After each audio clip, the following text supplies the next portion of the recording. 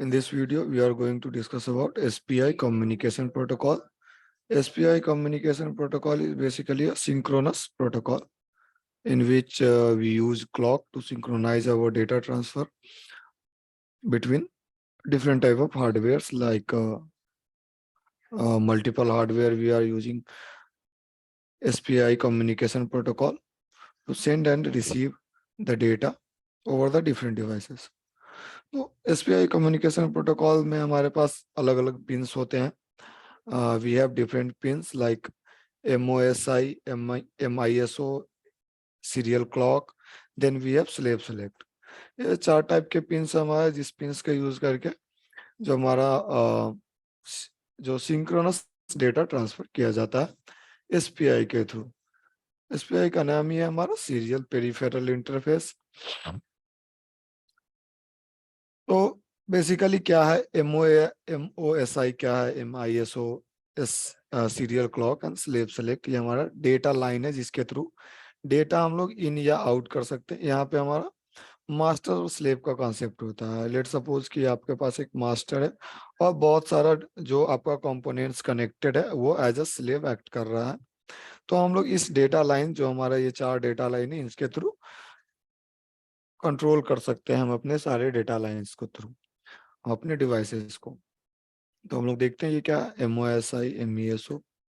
तो MOSI है हमारा master output slave input. फिर हमारा MISO master input slave output. MOSI का यूज क्या है? Line for the master to send data to the slave. जब मास्टर को स्लेव के पास डेटा सेंड करना होता है तो MOSI डेटा लाइन का यूज होता है. जब स्लेव को मास्टर के पास डेटा सेंड करना होता है तो MISO का यूज होता है. फिर हमारे ये सबसे इंपॉर्टेंट है सीरियल क्लॉक. सीरियल क्लॉक जो डेटा लाइन है, line for the clock signal.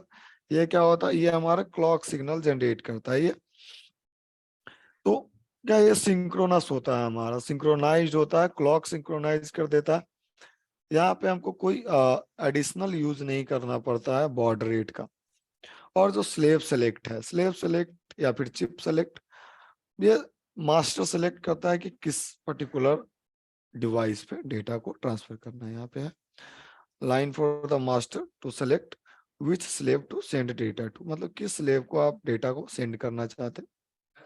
तो स्लेव सेलेक्ट जो हमारा पर्टिकुलर पिन है उसका काम यही है, स्लेव को सेलेक्ट करना और फिर उस पर डेटा को ट्रांसमिट करना. तो यहाँ पे आप देख सकते हो वायर यूज, कितने वायर यूज है? 4 वायर यूज है. मैक्सिमम स्पीड हम लोग इसमें अप टू 10 Mbps, हम लोग को इसमें मैक्सिमम स्पीड 10 Mbps में हम लोग स्पीड अचीव कर सकते हैं. ये हमारा सिंक्रोनस है.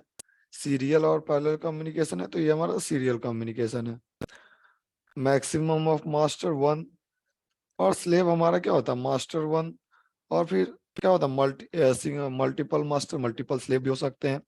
सिंगल मास्टर मल्टीपल स्लेव हो सकता है. वो डिपेंड करता है हमारे आर्किटेक्चर पे, हम किस तरीके से अपना IoT का जो आर्किटेक्चर डेवलप किया उस पर डिपेंड करता है. तो ये था हमारा, ये जो है हमारा क्या है? SPI communication. और फिर हमारे पास जो कम्युनिकेशन है वो है I2C. इसको हम लोग इंटर इंटीग्रेटेड सर्किट भी बोलते हैं. वो SPI में क्लॉक होता है जो बेसिकली सिंक्रोनाइज करता है, पोलैरिटी को चेक करता है, क्लॉक सिग्नल जनरेट किया जाता है. जब पूरा जब हमारा सिंक्रोनाइज होता है तब डेटा का ट्रांसफर होता है. यहाँ पे हम लोग देख सकते हैं क्या मास्टर है, यहाँ पर मल्टीपल स्लेव्स है, स्लेव 1, स्लेव 2, स्लेव 3. तो MOSI पिन राइट करने के लिए है स्लेव पे, MISO पिन जो है स्लेव राइट करेगा मास्टर पे, क्लॉक सिंक्रोनाइज के लिए है. और जो हमारा स्लेव सेलेक्ट है 1 2 3, 3 स्लेव है 1 2 3, तो स्लेव सेलेक्ट ही डिसाइड करेगा कि इस पर्टिकुलर किस स्लेव में हमको डेटा को राइट करना है या फिर उससे डेटा को फेच करना है. तो ये आर्किटेक्चर है और वो पिंस का काम है हमारा. डिफरेंट पिंस का डिफरेंट वर्क है हमारे पास. और ये हमारे पास SPI का अब डेटा ट्रांसमिशन है. क्लॉक पिन पहले क्या करता है? हमारा सिंक्रोनाइज करता है. फिर चिप सेलेक्ट स्लेव को सेलेक्ट करेगा और फिर MOSI पिन जो हमारा मास्टर आउट स्लेव इन पिन है वो क्या करेगा, स्लेव पे अपने डेटा को सेंड करेगा। इसी तरीके से हमारा पूरा एसपीआई कम्युनिकेशन प्रोटोकॉल वर्क करता है। और फिर हम लोग देखेंगे I2C कम्युनिकेशन प्रोटोकॉल। I2C को हम लोग इंटर इंटीग्रेटेड सर्किट भी बोलते हैं, इसीलिए इसको I2C या फिर I2C कम्युनिकेशन प्रोटोकॉल बोल सकते हैं। तो ये बेसिकली उसी तरीके से काम करता है जैसे हमारा एसपीआई या यूएआरटी काम करता है। इसमें बस क्या होता है, दो डेटा लाइन्स हमारे पास अवेलेबल है। दो डेटा लाइन है, एक serial data, then we have serial clock. यहाँ पे देख सकते हैं IIC और I2C protocol uses two wire for data transfer between devices. जो भी अलग अलग डिवाइसेस हैं हमारे, उनके बीच में दो लाइन का यूज किया जाता है। एक हमारे पास सीरियल डेटा है, एक होता है हमारे पास सीरियल क्लॉक। सीरियल डेटा के थ्रू हम लोग डेटा का ट्रांसमिशन होगा। सीरियल क्लॉक सिंक्रोनाइज करने के लिए है कि किस पर्टिकुलर रेट में हम लोग डेटा को ट्रांसफर करेंगे, उसको सिंक्रोनाइज करने के लिए हमारा सीरियल क्लॉक यूज होता है।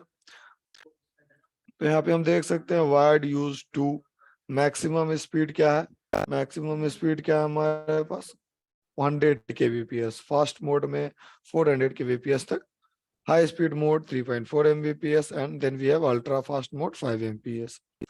सिंक्रोनस टाइप है, ये भी सिंक्रोनस है हमारा। सीरियल और पैरेलल, तो ये हमारा सीरियल कम्युनिकेशन है। Maximum number of master unlimited, maximum number of slave 1008 slaves. हम लोग इस पर्टिकुलर जो हमारा I2C कम्युनिकेशन प्रोटोकॉल है उसके थ्रू हम लोग अनलिमिटेड मास्टर और 1008 स्लेव को कनेक्ट कर सकते हैं अपने IoT आर्किटेक्चर में। I2C वर्क कैसे करता है, तो पहले हमारा एड्रेस बिट होता है जहाँ पे हमारा स्टार्ट होता है, फिर हमारा जो एड्रेस फ्रेम होगा, स्टार्ट कंडीशन स्टार्ट बिट, पहले हमारा स्टार्ट बिट होता है, फिर हमारा एड्रेस फ्रेम होता है 7 to 10 बिट का, फिर हमारा डेटा, फिर एक्नॉलेज, फिर जो हमारा एक्नॉलेज है डेटा जाएगा, डेटा गया या नहीं गया, जो TCP और एक्नॉलेज होता है हमारा, तो एक्नॉलेज प्रोवाइड किया जाता है। उसके उस बेसिस पे आपका डेटा को ट्रांसफर किया जाता है ब्लॉक बाय ब्लॉक। और फिर लास्ट में हमारा होता है स्टॉप बिट होता है। तो डेटा ट्रांसमिशन जब कंप्लीट हो जाता है तो स्टॉप बिट को हाई कर दिया जाता है। ठीक है, हमारा STA हो गया, SCL serial data, then we have serial clock. Start bit से हमारा डेटा का ट्रांसमिशन स्टार्ट होता है और स्टॉप बीट पे हमारा जो डेटा है वो, जब डेटा जो ट्रांसफरिंग ओवर हो जाता है तो स्टॉप बीट को हाई कर दिया जाता है। वो हमारा माइक्रो कंट्रोलर के थ्रू किया जाता है, जो स्टॉप बीट को हाई करना, फिर ये स्टार्ट बीट को हाई करना, ये सारा काम जो हमारा माइक्रो कंट्रोलर ही ऑपरेट कर रहे होते बेसिकली। ACK और NAC का मतलब है एक्नॉलेज और नो एक्नॉलेज। एक्नॉलेज जब डेटा ट्रांसमिट हुआ तो उसका एक्नॉलेज गया या एक्नॉलेज दिया या नहीं दिया, वो ACK बिट या फिर नो एक्नॉलेज बिट के थ्रू आप पता कर सकते हैं कि अब मे भी कोई डेटा लॉस तो नहीं हो गया। तो हम लोग एक्नॉलेज या फिर नो एक्नॉलेज बिट का यूज करके देख सकते हैं कि हमारा डेटा लॉस हुआ है या नहीं। तो ये था हमारा I2C कम्युनिकेशन प्रोटोकॉल।